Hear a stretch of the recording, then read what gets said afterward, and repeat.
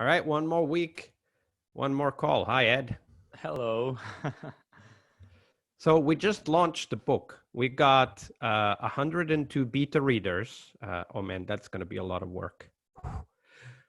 Processing feedback from 102 beta readers. Ouch. And we also did what we preach in the book, actually. We did the SMIQ to those beta readers, didn't we?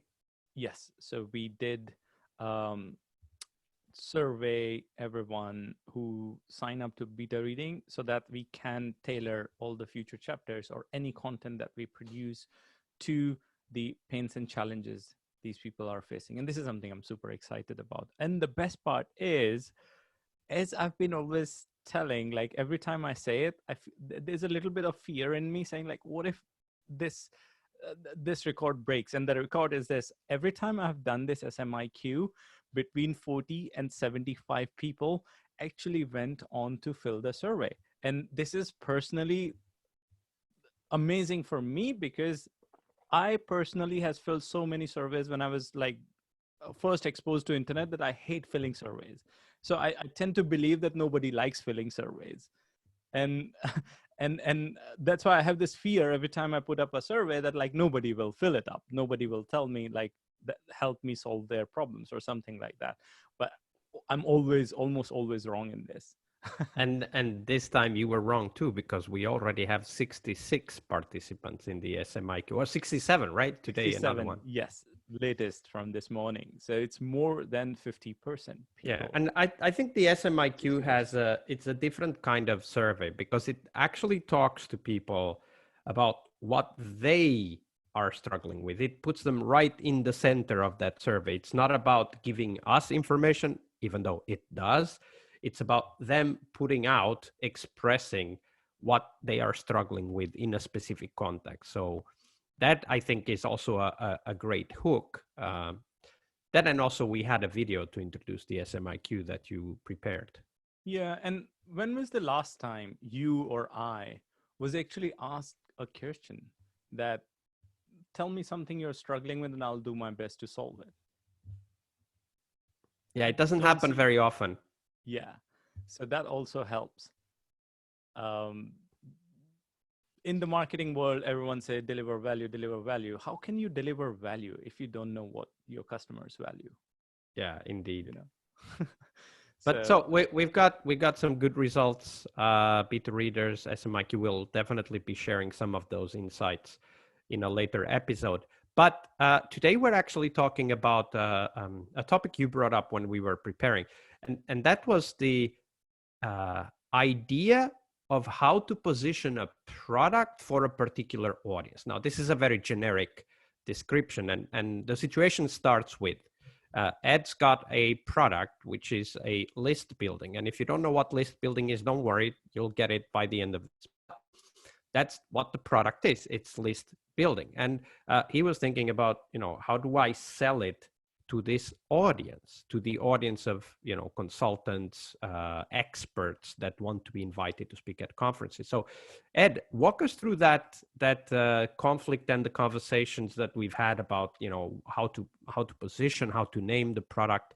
How did you see it from your perspective? okay.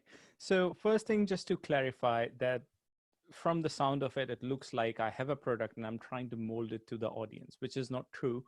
This product actually was developed first based on our experiences working together. It's kind of a fast track version of 48-hour book method. So instead of a written form, I put up as a workshop and actually implemented to build your audience of people who are interested in the topic that you want to cover in your book idea. So it's kind of condensed, really quick start, like under 48 hours, you should be just ready to use the tools and get go. With start building your audience, and under 1 month you will have like less than more than 100 people easily in your audience. So that's the synopsis of the tool.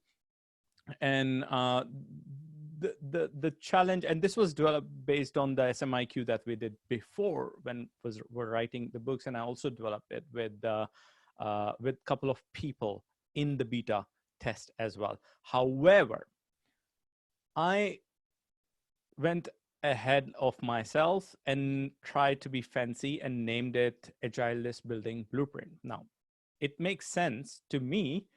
But funny enough, that when I talk to people, when I presented the idea as itself, as a landing page or something, in written, nobody took the idea. But when I was talking one-on-one with people and I explained them the concept, there's like every single person I talked to, they said like, oh, I'm in. I want to, where should I pay? And I want to be in the beta list. And so And that before was, you go any further, what you just described is the typical problem of the product developer, right? yeah. Great idea, unable to explain why it's a great idea to someone who's not in the product, right? It's the knowledge curse or the expert's curse, right? I know too much about my product to be able to sell it to people who don't know what it is, Yeah. right? So that's where the problem starts. And actually, fancily enough, that is exactly why our book is called the 48-hour book method, because the book, the title explains what the benefit is, not what the method is, right? It tells you it's a method, but it also tells you that you get a book in 48 hours.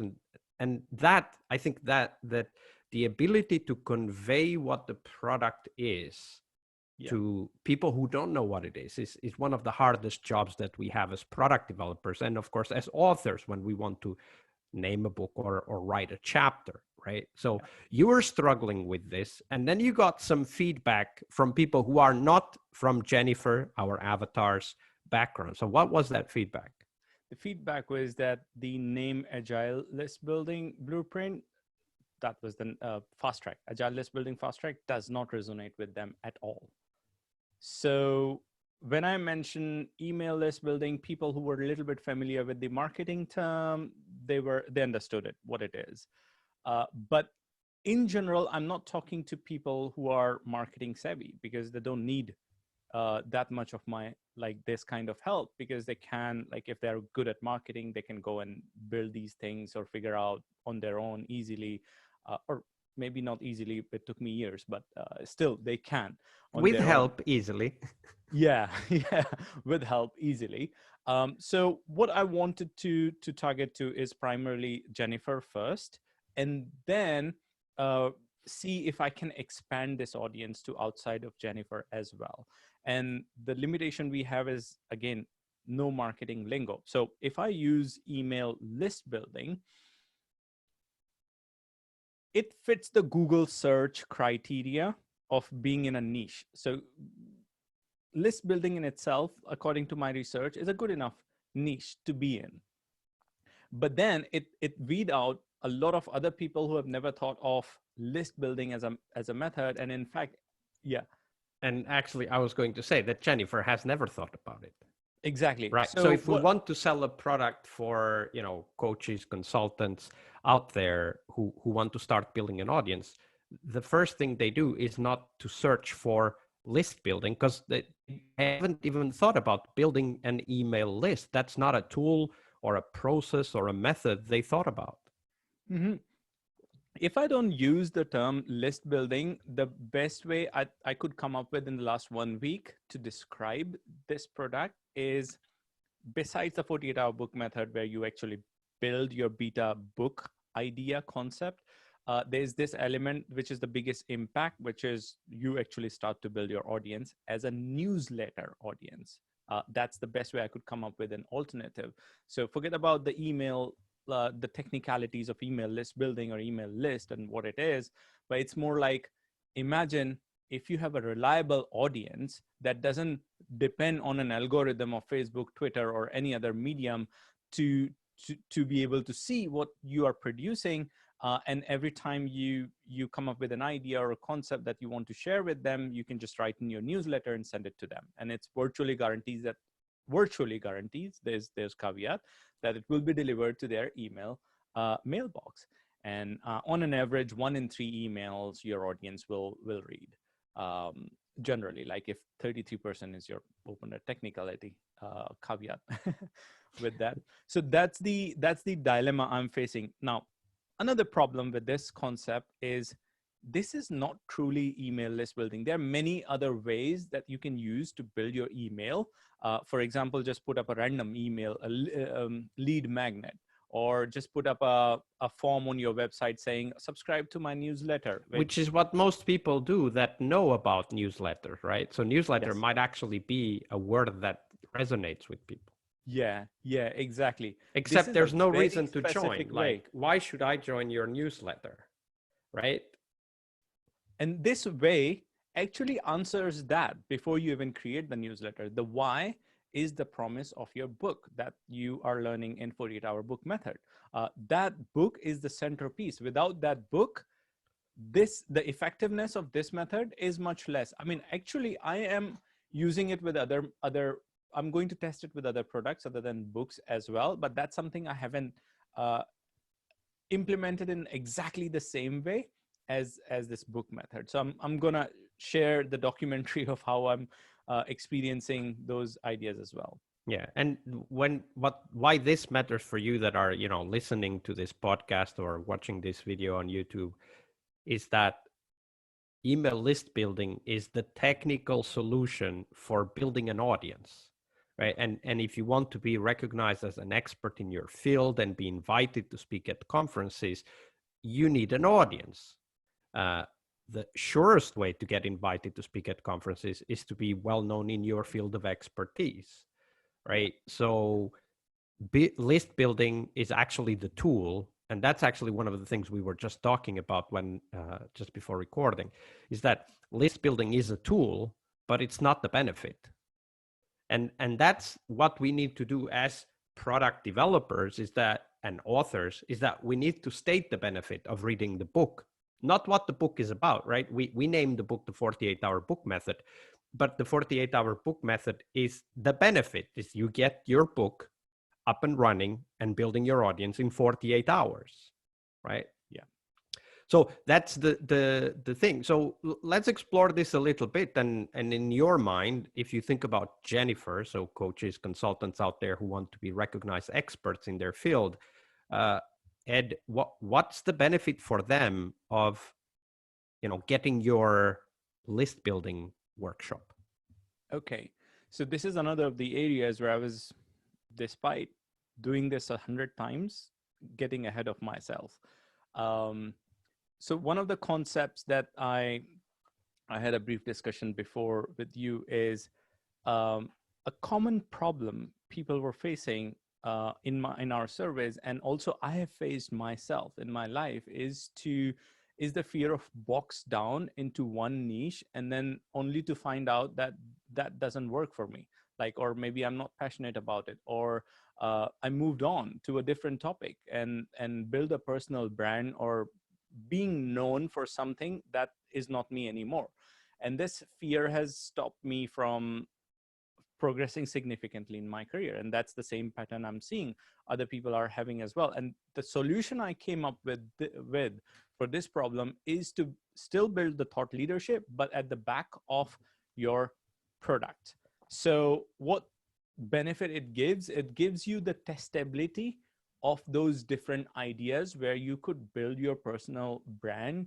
And if you don't want to build your personal brand, that's fine too. Just build a product brand with your face on it temporarily, because faces get more open and bonding, and have your presence in different areas. So for example, if you're an agile coach and you're also a photographer, you also loves to cook, you can have the same method applied in 3 different areas, in 3 different beta books, and test out with your newsletter audience which of those actually you're able to build, and in the process you enjoy more. I have tested 4 or 5 different topics. Some of them are doing good, some of them are not that great, but it's also making me super clear that this is or a specific product is the direction that I need to go. And this means, from the perspective of Jennifer, that your book is your product. Yes. And your book, you can use the book to grow your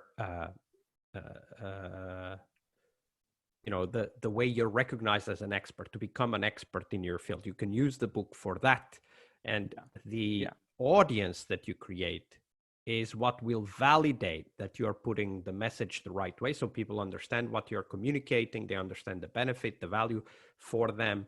And the method we describe in this book, which is actually applicable to any product development, not just writing a book, is something that can help you understand what actually works for you as a person, right? So you start a book and you start to say, okay, so I start getting feedback from my audience, like through the SMIQ survey, for example. And then you start to feel, is this really what I want to do? Is this something I want to invest my time on, right?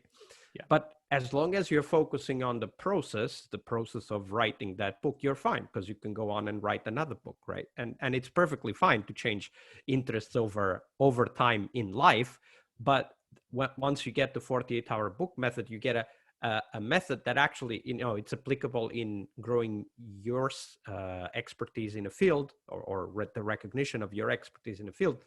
But it's also usable in building an e-course for playing guitar. If you're a musician in your, as a hobby, you play music, maybe in a band even, and maybe you can build a guitar playing course, or a drums playing course, whatever there is. And that is the value of having something like a method that helps you to go through different ideas and find your voice. In fact, in the 48-hour book method, we talk about a very specific voice, right? The voice of the coach or the consultant. But it can be anything, right? Because the method itself applies to any industry. Yeah. And one of the common objection is, I haven't written a book, and writing a book takes a long time and a lot of efforts. Yes, it does. That's why you don't write a book. You just write a chapter to begin with and see if it resonates with people. If the base idea doesn't resonate with people, that's fine. It's a great feedback. Don't write a book. It's a beta list. Tell people, like, it's not that successful. Don't need to tell it, like, unless it's progressing. It's fine. It's your your audience. The way it's not like people will run after you for not sending them emails. Yeah, exactly. Actually, that's another can of worms, but discussion for another day. And I'll give an example of things that could come out with this approach. Here's this book. It's called, you cannot read that, Getting Results the Agile Way. This is one of the best. It's like my productivity Bible. A lot of my productivity rituals are made based on this book. It's by J.D. Mayer. This guy was in some product team or something in agile teams in Microsoft or something like that. And he used the methods that we use to run teams into running your life. And this is amazing. You can transfer your knowledge and ideas into many different ways. And this is a brilliant way of testing out your ideas. Now, there are other ways of testing your ideas as well, including, let's say, blog posts. But here's the problem with that. There are 11 million. Now, I may be totally wrong. I think it could also be 111 million or something blog posts published a day. I totally forgot. Sorry about that. But let's consider the small case, 11 million blog posts published a day. Multiply it by 365. I cannot even count now. 365, that's the number of blog posts published a year. Now, if one blogger, in the best case scenario, published 365 blogs a year, that's one blog a day, even then there'll be like millions and millions of blogs. How many million blogs do you read in your life? Probably not 1, too many. 2, 3. Maybe 5 blogs you can remember, which you 2.75 million posts published each day on WordPress. On WordPress, plus there are other platforms as well. My God. So it's even though it looks simple that you publish and you will get noticed, you'll get an audience. Even if you will get an audience, there's like 1 in a million chances. You have a more chance of winning a lottery than the person coming back to your blog, roughly. Yeah, pretty much. This way, you have an audience that will keep coming to you every time you have something to write. You can write to them, and you know that they are interested in it. And that's why email list building is important, right? So that, in other words, we spend like 15 minutes talking about why it's important. So now we need to narrow it down. We need to synthesize that. into one phrase, because that's what the title of the product is. It's one phrase. Yeah. So you were suggesting me a title that I am dabbling with. I was thinking of something like a one name, like for example, um, build your newsletter audience. Benefit driven title, but again struggling with the idea that it's not covering the 48-hour book element of it, of the whole idea, because again you can And build your also, I newsletter. would say it's not really a benefit driven title, because that's a tool. Right. Audience is definitely an Benefit. asset for Okay. authors, but they don't necessarily know it unless they've been in the business for Yeah, a and they while. also need to know how to convert this asset into revenue or something more concrete. So if everybody we filled in the SMIQ mentions newsletter, then you're good. Then everybody knows what the newsletter is, and they probably know why it's important and so on. Now, if only a few mention newsletter, then newsletter is still useful, but it's probably not the best word Nobody for people, from because the with the response that I title we remember. are actually trying to hook up to their interest.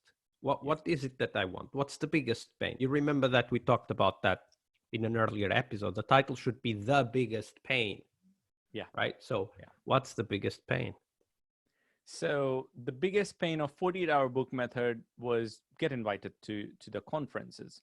But this method is not limited to the product itself is not limited. Conference is just one of the outcomes that you would want. And there's even a bigger reason why you want to get invited to conference. I mean, it boils down to you want to earn more money. Uh, Almost no matter which path you take, you want to get more workshops, or workshop people coming to your events and workshops. You want to get more clients. Maybe you just want to look good in front of your family and friends. That's fine too. But most of these, But that's not our customers. yes, exactly. That's not our customer, because there are too many ways to shine, and just buy a shiny car and you'll be fine with Or a new with suit, that. it's a bit cheaper Yeah. depending on the suits. Yeah. So So that really, I think it kind of synthesizes the struggle of product developers. Is okay, so I know all of this about the product. How do I phrase it so that the person who reads it understands immediately what the value is for them, not for me, for them, right? yeah. We really need to dive into that SMIQ. Yeah, yeah. So I think that's one last thing before we settle on the final topic. But let's talk about the phrase that you came up with. Yeah, so the phrase, it's something that I tested and it resonated. So out of an audience of 30 something, we got 10 people to subscribe to this workshop. And the workshop is 3 tools to grow your online revenue stream to 20,000 a year.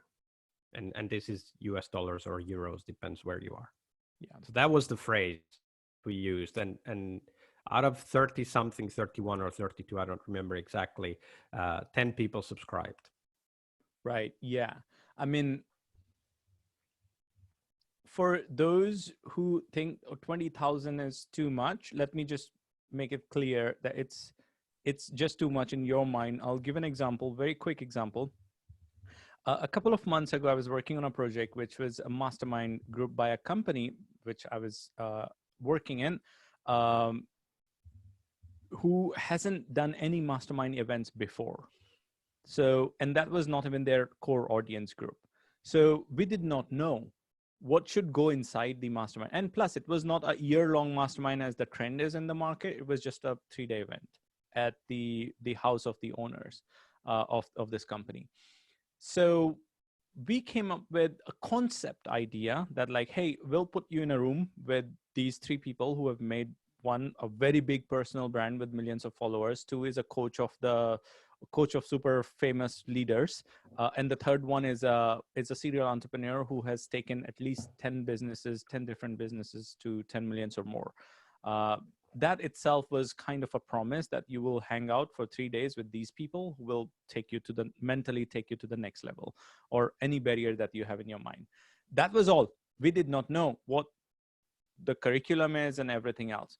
So the idea was, we'll book call with the salesperson for 20 people. And if one of them bought that product, and by the way, that was, we decided like out of nowhere, thin air, pure thin air, price of $10,000, nowhere. Like we were thinking like 2,000, 20,000, like out of thin air.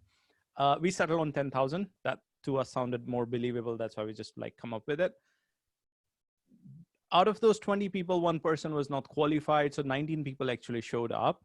10 of them went on to buy that $10,000 product. Like out of 20 people who came on a call, 19 people, 10 of them bought a $10,000 product. That's all you need. You have a concept, a big promise, talk to people, because in the customer development, in the process of the way we are teaching you, already talking to customers and people, you will know their pain points and problems. Coming up with an agile implementation plan for your client company is like, if you're an agile coach, will not be a big deal for you. Once you know that, like, yeah, there's a market demand for it, you just need to, let's say you have 1,000 email newsletter subscribers, and the worst case scenario, yeah, sorry. I was going to say, we need to tie this down to the product naming problem.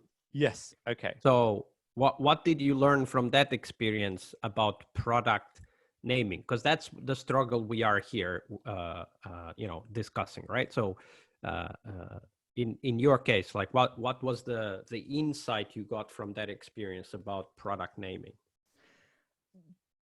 or positioning? Yeah, I mean,